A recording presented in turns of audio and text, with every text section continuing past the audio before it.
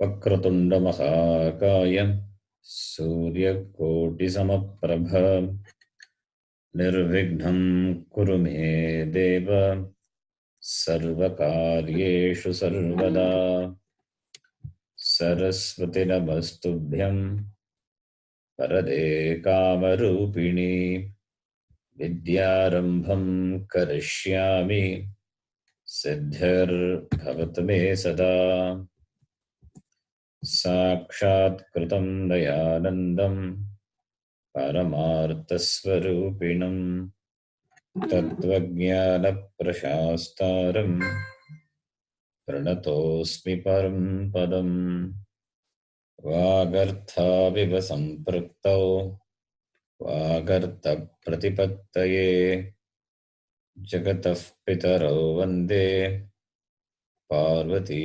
Parameshwarau Yenakshara Samamnayam Adhigamya Maheshwarat Kritsnam Vyakaranam Proktam Tasmai Padidaye Namaha Vakyakaram Bararuchim Bhashyakaram Patanjalim Padinim Sutrakarancha Pranatosmi Munitrayam Om Sahana Bhavatu Sahanau Bhunaktu Sagaviryam Karavavahai Tejasvinavadhetamastu ma vidvishavahai Om Shanti Shanti Shanti.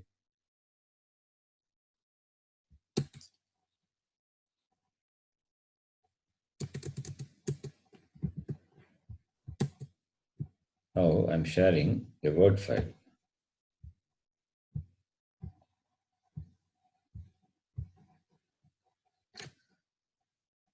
Can you all see the word file? Introduction. The basic components of a sentence. Can you all see that? Yes, Guruji. Yes, Guruji. Okay. Yes, Guruji. Okay. So now we are going to study the structure of a sentence. A sentence is called Vakyam in Saṃskṛtam. Vakyam. A sentence is called Vakyam. What are the important components of a sentence? There are two important components. The main important component is verb. A sentence definitely must have some action. Definitely must mention some action. Even when you say, this is a tree, you may say there is no action in that. No, but the verb is there. The verb is asti. The verb is there. Though it doesn't do anything physically, but being that existence, that itself is as though an action. So therefore, the verb must be there in a sentence. So the important component is the verb must be there. Associated with the verb, the subject will also be there. Who does the action? These are the two important components. That is the action and the person executing the action, doing the action. So the important components, verbs and nouns. These are the two important components. Other components in English, the parts of speech we know. Parts of speech. So other components may be there in a sentence, but these are the important components. If you take a simple sentence, Rama reads. Reading is the action. Reading is the action done by the person, Rama. Reads, when you say somebody reads, it must be a person, one person, because reads is there, not read. If it is a read, many people are doing the action, but only one person here reads. So therefore, one person reads. Who reads? Rama, the person with the name Rama. Rama is a masculine gender word and he is a subject of the sentence doing the action. So now in this sentence, which is a verb, the reading is the verb and Rama is the noun, the subject. Rama is the noun. So in Saṃskṛtam also, we have nouns and verbs. We will be seeing now nouns and verbs. You can note these names. Nouns are called Namapadam. Nouns are called Namapadam in Saṃskṛtam. And verbs are called Kriyapadam. So Namapadam, Kriyapadam. Padam means word. Padam means word. Namapadam, nouns. Kriyapadam, verb. Kriya means action. A word indicating an action is called a verb. A word indicating an action is called a verb. A word indicating the subject, not only subject. In Saṃskṛtam, not only the subject, the other parts of speech we're going to see, indicating that they are all Namapadam. So Namapadam and Kriyapadam. Padam means word. Padam means word. It's a technical word. This is important to be noted. Padam is a technical word. For the word, we have many words in Saṃskṛtam. Okay. For the word, we have a lot of words. Padam means word. It's a technical name. We cannot call any word as Padam. We're going to see that. We cannot call any word as Padam. Padam being a technical word, we will call only certain words as Padam. So, Nama Padam means noun, Kriya Padam means verb. Okay. And this Nama Padam translated as nouns, let us not use the word noun. Let us use the word noun form. You can please note. Namapadam can be translated as noun form. Noun form is called a Namapadam. Similarly, Kriyapadam, instead of translating it as a verb, we can translate it as verbal form. So Namapadam is noun form, Kriyapadam is verbal form. Okay. And this noun form, Namapadam, is derived from the noun base. Noun form is derived from a noun base. So noun base is there and noun form is there. From a noun base, a noun form is derived. And the name for noun form is Namapadam. And the name for noun base is called Shabda. What is that? Shabda. You can note. The name for noun base is called Shabda. Shabda. Shabda can mean sound also. Shabda can mean sound, dhvani, but that is not the meaning here. Shabda means word. A word is called Shabda. Padam is also Shabda, but there is a difference. We will see later. A noun base is called a Shabda. A noun form is called Namapadam. And therefore, noun form is derived from noun base. That is, Namapadam is derived from what? Namapadam is derived from Shabda. Shabda. Okay. Shabda. Shabda is sound. Sorry, Shabda is word. Padam is also word only. But Namapadam is noun form and Shabda is noun base. No. Similarly, Kriya Padam. How did we translate? Verbal form. Kriya Padam means verbal form. They are derived from verbal roots.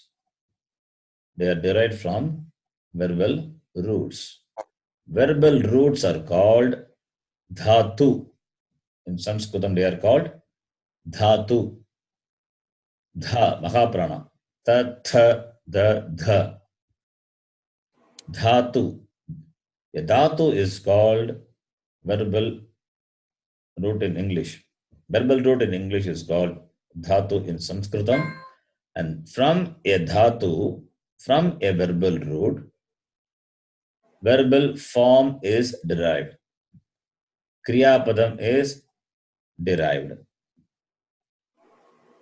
Understand? From a noun base, we get noun forms. From a verbal root, we get verbal forms.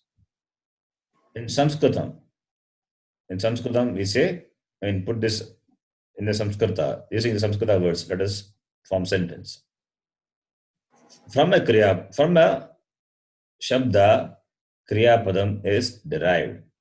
From a Shabda, Namapadam is derived. From a Dhatu, Kriya Padam is derived. Okay. So, Kriya Padam and Namapadam, two Padams, and these two Padams, they are the Padam. And these two are derived from verbal root and noun bases, respectively. So, a noun base is called Shabda, from which we derive Namapadam. A verbal root is called Dhatu, from which we derive Kriyapadam. Okay, so understand this up to this? So, in the language you will find the usage of Padams only. In the language, spoken or written, you will find the usage of Padams. What Padams? Namapadams and Kriyapadams. Namapadam and Kriyapadam only can be used in the language. Not the Shabda, Dhatu. Shabda and Dhatu we cannot use because these are the Prakriti. These are the base. A Shabda is a crude noun base. Okay, it is an unrefined word. A Shabda is an unrefined word. It has to be refined. How do you do how do you refine it? That is done by adding suffix. A lot of suffixes are there. So, to a Shabda, you add a suffix, you get Namapadam. Similarly, to a Dhatu, you add a suffix, it becomes Kriyapadam. So, that adding suffixes, they all become refined.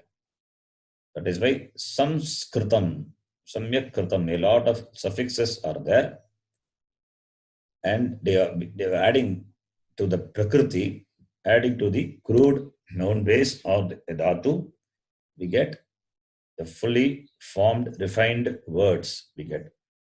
It could be a noun form or verbal form, depending on to what you add the suffixes.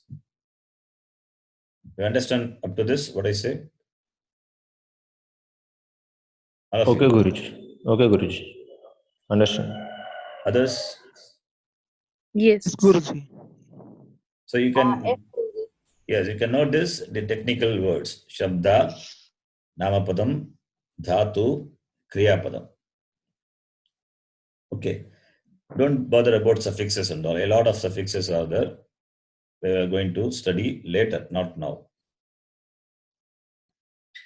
So now, among these two, that is noun forms and verbal forms, we are going to deal with noun forms.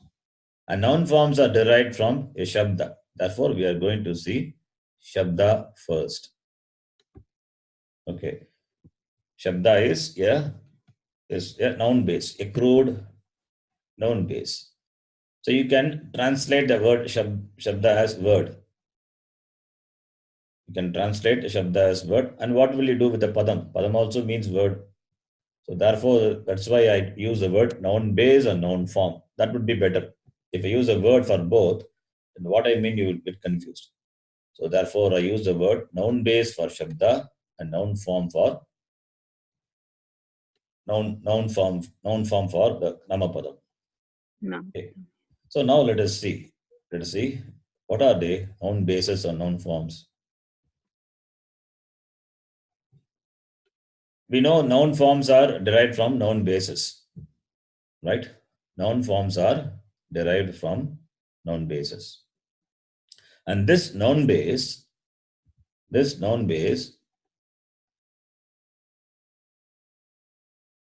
meaning the word, any word you take, it has gender. It has gender. Like in other languages, genders are there. How many genders? 3 genders: masculine, feminine, and neuter. 3 genders are there. And in Saṃskṛtam, masculine is called pullingaha. Masculine is called pullingaha. And feminine gender is called strilingaha. And neuter gender is called napumsakalingaha. So napumsakalinga, strilinga, pullinga. A shabda as gender. Remember, in Saṃskṛtam, shabda as gender. And the namapadam derived from the shabda will be of the same gender. Okay. A namapadam is derived from a shabda. Shabda as a gender. Whatever may be the gender. If the shabda is a masculine gender, then the namapadam derived from the shabda must be masculine. If the shabda is feminine gender, then the namapadam derived from the shabda must be feminine. If the shabda is the pumsakalinga, neuter gender, then the namapadam derived from the shabda must be neuter gender. So, whatever the gender of the shabda is, that will be the gender of the namapadam, because namapadams are derived from shabda. So, a shabda as gender. A shabda as gender. Okay. Now, let me ask you, what is the gender of the word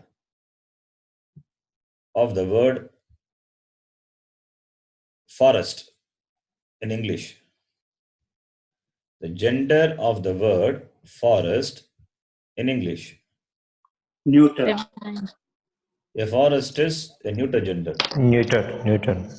What is the gender of the word tree? Neuter. Neutral. Neuter gender. Neuter. What is the gender of the word nose? Neuter. Feminine. Neuter. In English, I'm asking, okay, not in Saṃskṛtam. English, what gender is that? Neuter gender. Neuter. Somebody said feminine, that's what I'm asking. It's not feminine, it is neuter in English, right? What is the gender of the word hair? Kesha. Neuter. I mean, in English, I'm asking, neuter gender, right? What is the gender of the word table? Neuter. Neuter. Okay. Now, do you see a blank screen? I'm sharing some. Nothing is there. I'm sharing a blank word file. Do you see or no? No. Okay. No. I'm going to type something. Type and show you. Okay. Now you will be seeing. Yeah. Make it bigger.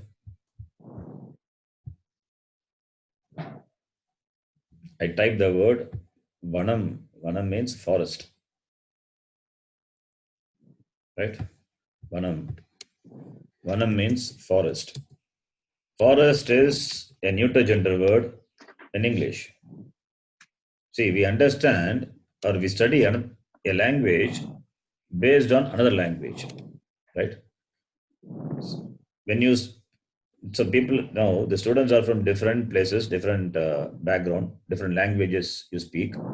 If you are from a Tamil background, you will try to understand the language with your Tamil background. If you are from a Telugu background, you will try to understand the language with the Telugu background. If you have an English speaking person, you will try to understand in English. But commonly we using, since the class is in English, therefore taking English as a common language, we try to understand Saṃskṛtam. So with the support of another language, we are trying to learn Saṃskṛtam. It's good or bad, I don't know, but that is how we do. Actually, really speaking, the Saṃskṛtam should be learned in that language, Saṃskṛta language. How did we learn our mother tongue? Using some other language? No. We learned the mother tongue without the support of any other language. Similarly, any language must be learned like that only. But it's already we have some orientation, exposure to our mother tongue, a native language, and other languages also. Therefore, the connection has to be shown to understand. That is why asking genders in your language, in English language, and comparing with Saṃskṛtam so that you will understand.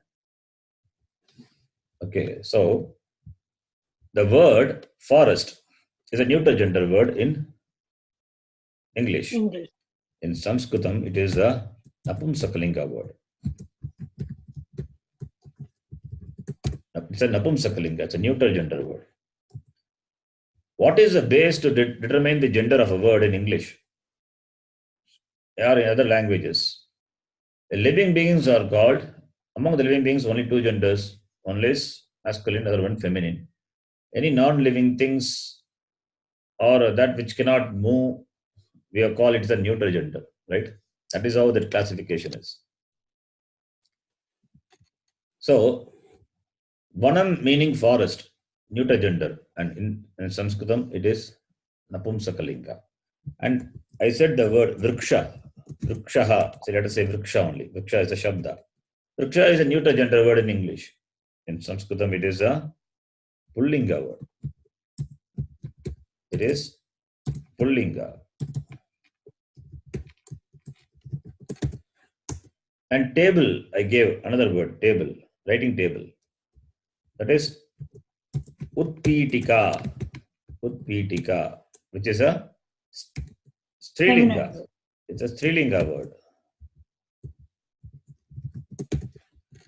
So vriksha is pullinga, vanam is napumsakalinga, utpitika is strilinga. Even the word nasika, that also strilinga only.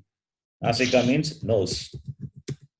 Whether it's a nose of a male or female, nasika is strilinga only.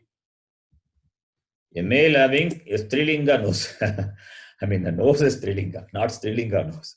A male person having nose, which is, the nose is strilinga word. Similarly, kesha is, I gave the word. Kesha is hair, which is a pullinga. Even a female having the kesha, it's a pullinga word only. So, what do you understand from this? We understand the words of Saṃskṛtam, that is Shabda of Saṃskṛtam. Let us use the word Shabda. Now you know what Shabda is. The Shabdas of Saṃskṛtam has gender. The Shabdas of Saṃskṛtam have gender. A Shabda as gender. A Shabda as gender. It has nothing to do with the meaning of the Shabda. You understand? The gender of a Shabda has nothing to do with the meaning of the Shabda. In English, when you say forest, forest means you understand the meaning of the word forest. Then you say it is neuter. If I say Rama, you understand the meaning of the word Rama. Rama is a person, therefore, and it is a male person. Therefore, you say is masculine. If I say Rama, you hear the word, understand that it is a female person. Therefore, you say feminine gender. But in Saṃskṛtam, it is not like that. A Shabda as gender doesn't depend on the meaning of the gender, doesn't depend on the nature of what it denotes. No, it has no connection. You have Shabda as gender. That's all. For example, I'll give a Shabda like the word Patni. Patni means what? Famous example. Patni is wife. What is the Wife. gender of the word wife in English? Feminine. Feminine. Feminine. So the word for wife in Saṃskṛtam is Patni. Patni is Strilinga. Another word also is that we can give Bharya, right? Bharya is that. Bharya also means wife. Wife. Another word for wife. Kalatram is that. Kalatram also means wife only, spouse, but it is a Napumsakalinga word. Kalatram meaning wife, it's a Napumsakalinga word. It's a neuter gender word. How can wife be neuter gender? No, we are talking about the word. We are not talking about the person. We are not talking about what the wife mean. The word wife mean. Understand? The word Kalatram as gender. The word Kalatram, the Shabda as gender. Patni, the word is Strilinga. Kalatram is Napumsakalinga. And if you want a masculine gender word for wife, that also is there. Dara is there. Daraha is a masculine gender word for wife. It's a plural word. Daraha means wives. It's a Pullinga. It's a Pullinga word. So, from this we understand the words, that is the Shabdas of Saṃskṛtam, have gender, and the gender of Shabda is independent of the meaning of what it denotes. It's independent of the nature of what it denotes. Clear? Is it clear? All of you? Yes. Okay, okay, Guruji. Yes, Guruji. So, all of you can respond if you have it. If you don't understand, you can let me know. So, the gender of a Shabda doesn't depend on the meaning of the Shabda. Don't look for the meaning of the Shabda. A Shabda as gender. That must be understood clearly. Then you may ask, how do we know the gender of a Shabda? How to use it? I don't know the gender. You will know it when you learn the language. When you become familiar with the language, when you learn more words, when you develop your vocabulary, you will know the gender of the word. And gender of the word, the knowledge of the gender of Shabdas are important. Then only you can use it. Dictionaries are available. When you see the dictionary, they will give what gender is, masculine, feminine, or neuter. Okay. So this is just to give you an idea of that the genders are there, and genders, they don't depend on the meaning of the Shabda as gender. That you have to understand clearly. And three genders are possible. Three genders are called linga in Saṃskṛtam. Pullingaha, Strilingaha, Napumsakalingaha. Now you can read these lines. You will understand. In Saṃskṛtam, we cannot conclude the gender of a word. We cannot conclude the gender of the word just by its meaning or by what it denotes. A word can be in any gender, but what the word points out need not conform to the gender of the word. That is, in other words, the gender of a word need not conform with the meaning of the word. This is from our English knowledge of what gender mean. Okay, already explained this, what it means. Now, the example I am giving here. For example, the word vriksha for the tree is considered masculine. Masculine in English. Okay. And the word dara is Bhagavachanam. Daraha. It's a typo. The word must be daraha. Dara is a Nitya Bhagavachanam. Okay. Just daraha. Okay. Daraha. For the wives is considered masculine in some Saṃskṛtam. Similarly, the word patashala. What is patashala mean? What does patashala mean? School. Patashala is what gender? Patashala. It's a feminine gender word. Patashala is a feminine gender word. Okay. So patashala is it means school, and the word shabda is feminine. Vidyalaya means school. Vidyalaya also means school only, but it is a masculine gender word. Vidyalaya is a masculine gender word. Patashala is a feminine gender word. Pakashala, kitchen. Kitchen is a feminine gender word. Pakashala. Yajnashala, where yajnas, yaga, homa are done. It is a feminine gender word. Okay. Guru, Yeah. Vidyalaya is Yes. Masculine.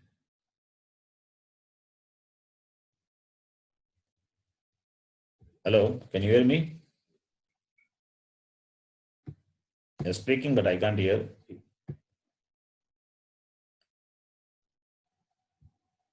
I can't hear you. What is your doubt?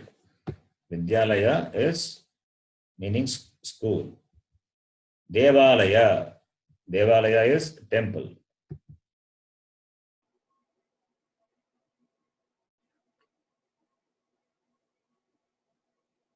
Hello, can you hear me? Yes. Sorry, in between. Yeah, you asked something, so I can't hear you, Nalini ji. I mean, so, yeah, Vidyalaya is masculine gender. Vidyalaya. Yeah. Is it not Striling? No, not Srilika. Devalaya, Vidyalaya, Shauchalaya, right? Means toilet. All these are masculine gender words. Alaya is a place. So masculine gender word, not feminine. Okay. Now, continuing. Now we are discussing about Shabda and the genders. Now, we know singular and plural. Singular and plural in English. In Saṃskṛtam, that is, I'm talking about the numbers. Okay, singular and plural. And in Saṃskṛtam, we have dual also. Saṃskṛtam, we have dual also. Singular, dual, and plural. 3 numbers are there. Singular is called Ekavachanam. Dual is called Dvivachanam. And plural is called Bhagavachanam. So Ekavachanam, Dvivachanam, Bhagavachanam. That is, for example, a boy, Ekavachanam. Boys, Bhagavachanam. 2 boys, it is Dvivachanam. There is a padam to denote 2 boys. If there are 2 boys going, then the sentence is different. Okay, therefore 3 numbers are there. Ekavachanam, Dvivachanam, and Bhagavachanam.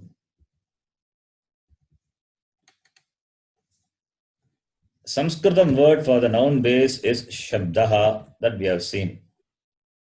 And this Shabda, as a technical name, you can note this, Pratipadikam. This Shabda as a technical name, Pratipadikam. I'll be using this word later, so you can note. Shabda, meaning noun base, has got another name, technical name, Pratipadika. This is a word which Panini Maharishi, who is Panini Maharishi? Panini Maharishi, we do the prayer. we do offer prayer to him in the beginning. Grammarian. Tasmai Paninaye Namaha. Panini is a great Maharishi. It's a Rishi. It's a Vyakarana Acharya. You can use the word, Saṃskṛta word, nice word. Vyakarana Acharya. Instead of saying just grammarian, grammarian is nothing wrong with that word. In English, you have to say only grammarian. But when we refer to great people, Acharya, we use the word Acharya. And Vyakarana Acharya is a great Acharya. Vyakarana Acharya, Panini Maharishi. We say Maharishi Panini or Panini Maharishi. So he uses the word Pratipadikam.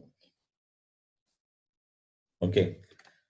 So I will be using this word Pratipadikam. Now, about Shabdas, that is noun basis.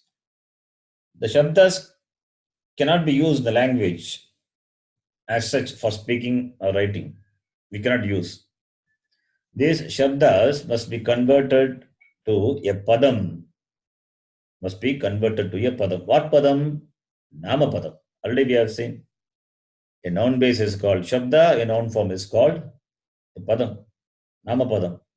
So these Shabdas should be converted to a Nama Padam. Shabdas must be converted to Nama Padam. Then only we can use for writing, reading, speaking, right? For our conversation, we can use. How do you convert that? By adding suffix. By adding suffix.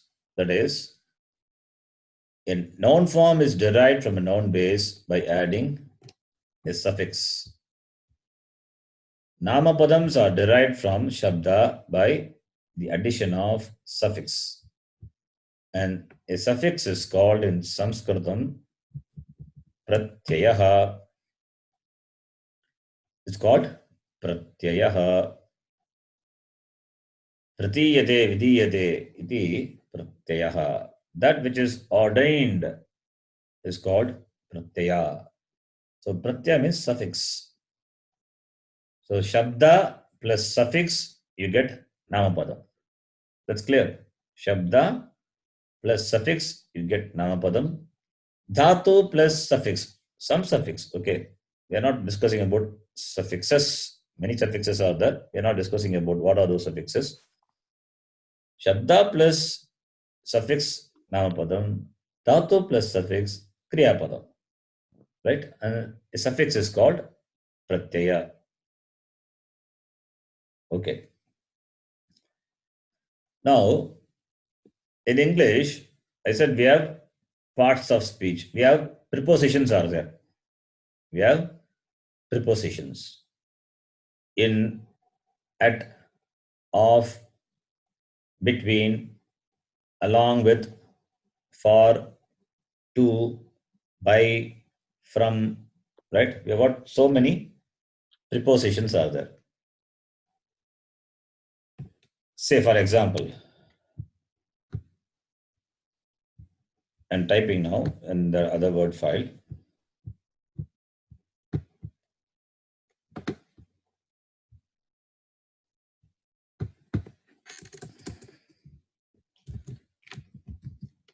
Rama walks in the forest, right? The book is on the table. Let us take this sentence. Rama walks in the forest. Here, walks is the action. And the subject is Rama. And what is forest? What is forest? Place. Is it a noun or what in English? Predicate. Yeah, you can call it as a predicate, but forest as an individual word, it's a Common. noun, right? It's a noun. Noun. Yes. Common noun. Okay. Similarly, next sentence. The book is on the table. Book is a noun and table is also another noun. So the forest and the Rama, they are connected by the preposition in, right? So therefore, the in should come close to the forest. You cannot put any in the preposition anywhere you like. You cannot say in Rama walks the forest. You cannot say, right? Because the preposition is attached to the forest. Yes or no? Yes. You cannot Yes. put the preposition in the beginning or anywhere you like. You cannot put the preposition. In fact, even after the word forest, Rama walks the forest in. You cannot say. Similarly, the book is on the table. So the on the table, the word preposition on should precede should precede on the should precede the word table and is connected to the table. The preposition on is connected to the table and it is placed before the word table, not after or not anywhere you like. You cannot say on the book is the table. The meaning changes. If you on the book is the table means the you are placing the table on the book. The meaning changes. So between on and table, between on and the table, the noun, they are connected. So similarly, the preposition in and the forest, they are connected. So that's why you cannot jumble the words. You cannot jumble the words, and particularly prepositions, you cannot do it. Right? Understand? So now in Saṃskṛtam, like English, we don't have prepositions separately. Here you can see prepositions separately. In is a preposition. Separate is a word by itself. It's a word. On is a preposition. It's a word by itself. A fruit falls from the tree. From preposition is a word. But in Saṃskṛtam, we don't have prepositions separately. We don't have separately. These prepositions, listen carefully, these prepositions are built in the Namapadam. The meaning of the prepositions, they are built in the Namapadam itself. They are built in the Namapadam. Say, I'm just giving an example. I said the word Shabda. Shabda meaning noun base. To a Shabda, you add a pratyaya, a suffix you are adding. Okay. And you get a Namapada. Depending on what suffix you add, many suffixes are there. Remember, many suffixes are there. Depending on what suffix you add, you get a Namapadam with its prepositional meaning. A Namapadam with its prepositional meaning. For example, the word Rama I am taking. Rama is a Shabda. Rama is a Shabda, a noun base. To the Rama, I am adding some pratyaya. Let me call the pratyaya as pratyaya. I am writing in Saṃskṛtam, pratyaya 1. Okay. This is pratyaya 1. One pratyaya I am adding, pratyaya 1. This pratyaya 1, when I add, it gives me the form. Let us say the form, noun form, Ramaha. Ramaha is the subject. Ramaha is the subject, the agent of action. Ramaha is the agent of action. How do you get that, the meaning? The pratyaya, because of this pratyaya. I'm adding a particular suffix which has the inbuilt meaning of saying that it is the agent. Adding this suffix, you get the agent, the subject, and therefore that is Ramaha. Ramaha is a Namapadam, and Rama is a Shabda. Now, in the sentence, Rama walks in the forest, that is okay. Rama is the agent, Ramaha. The word for Rama is Ramaha. Now, let us take another sentence. Ravana is killed by Rama. Ravana is killed by Ravana is killed by Rama. When you say, now I'm adding, listen carefully, I'm adding here, I'm adding to the noun base, that is Shabda, Rama, another pratyaya. Another pratyaya I'm adding, let us say pratyaya 2. Adding that, I get a Namapadam, a noun form, which is Ramena, which means by Rama. Because the sentence is Ravana is killed by Rama. So the by Rama, Ramana, in Tamil, how many of you know Tamil? Anybody knows Tamil? I know. Yes, Jay. Okay, you can compare with your mother tongue.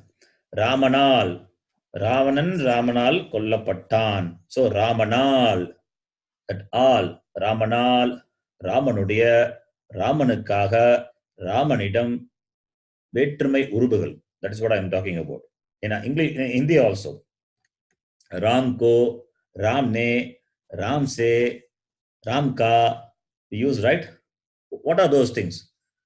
Prepositions. In Hindi also the prepositions are separate. But in Tamil it is not like that. It is built with the word itself. Ramanal, Ramanidam. So here, Ramena means by Rama. That is, by Rama, the preposition is built in the Namapadam, Ramena. So there is no individual preposition here. It is all built in the Namapadam itself. That is, how do you get? By adding a particular suffix, which has that sense. Which has that sense of that preposition. Okay. So, therefore, like that we can, so many are there. So many means we are going to see. Okay. So each, that Namapadam having prepositional meaning. A Namapadam prepositional meaning is called case. In English it is called case. I will share the file again, the another main file. You can see here. A Namapadam having the prepositional meaning is called a case. C-A-S-E, case. A Namapadam having the prepositional meaning is called case. So, therefore, from a Shabda, we can derive many Namapadams with that prepositional meaning, and they are called cases. This is called declension. This is called declension. Declension means what? From a Shabda, that is from a noun base, we can derive Namapadams, noun forms, with its prepositional meaning inbuilt. They are called cases. Like, for example, if Rama is a subject, Rama. If Rama is an object, we will add another suffix. That will give the meaning that Rama is the object. If Rama is the means by which the action is accomplished, like in the sentence, Ravana is killed by Rama. So, by Rama, for that we have a Namapadam. Or if it is done for Rama, we have a Namapadam. If it is done from Rama, for that we have a Namapadam. If it is of the Rama, we have a Namapadam. If it is in Rama, we have a Namapadam. I'm giving some prepositions. Okay. So, all the Namapadams with its built-in prepositions are derived from the common noun base. And this, how many cases are there? If you ask, 7 cases are there. These 7 cases plus 1, that is a vocative case. It's an vocative is a addressing the person, calling the person, calling and addressing. The 7 cases have the built-in prepositions. Only 7 cases. So many prepositions are there in English. All those prepositional meanings are covered in the 7 cases. Each case having its corresponding prepositional meaning. And these are derived from a Namapadam. These are derived from the Shabda. From a Shabda, these 7 cases are derived. And there are 3 Vachanams are there. Singular, dual and plural. Right? Singular, dual and plural. And 7 plus 1 case. The one case is the vocative case. I said no, it's a calling, addressing. Hey Rama. Addressing. Hey Rama, oh Rama, please come here. That's called vocative. So 7 plus 1, 8 cases are there. And 3 Vachanams are there. Therefore, 8 into 3, 24. 24 Namapadams can be derived from a Shabda. 24 Namapadams can be derived from a Shabda by adding the corresponding suffixes, and these Namapadams have the prepositional meaning inbuilt. Okay, so now you understand what a case means. A case is nothing but a Namapadam having prepositional meaning. We don't have prepositions separately in Saṃskṛtam. These prepositions are built in the Namapadam itself. Okay. More about this you will understand slowly. Now you have got some idea about the Padam and the Shabda. So when we study further, each case we are going to study in detail. It will take many classes. Okay. In fact, after 115 classes, now only I have completed introducing all the cases. After 115 classes, you can imagine. Slowly we'll be seeing. Okay. So if you have some questions, some doubts, let it be there. It will all become clear later. Now let me explain what I said in a simple word using some examples are given here. You can see. For example, the English form of the subject Rama is Ramaha. Ramaha is noun form derived from the Shabda Rama. Similarly, by Rama, that is there. By is a preposition. That will be Ramena. This is another Namapadam derived from the Shabda Rama. For Rama or to Rama, whatever may be, will be Ramaya. This is another Namapadam derived from the Shabda Rama. Rama is the Shabda, common Shabda, from which we derive all these Namapadams. Ramaha, Ramena, then in Rama, that will be Rame. That will be Rame. Of Rama, Ramasya. So some I have given here. Okay. So from a common noun base, all these noun forms are derived. Now we are going to study Shabda, noun base, not Namapadam. We are not going to study Namapadam now. We are not going to study suffixes now.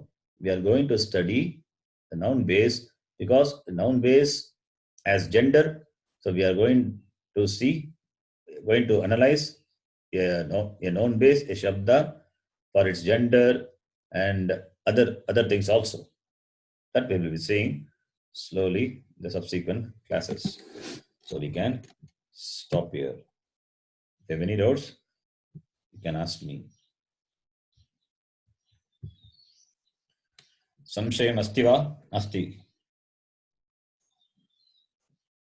Yes? No? I have a question. Yes.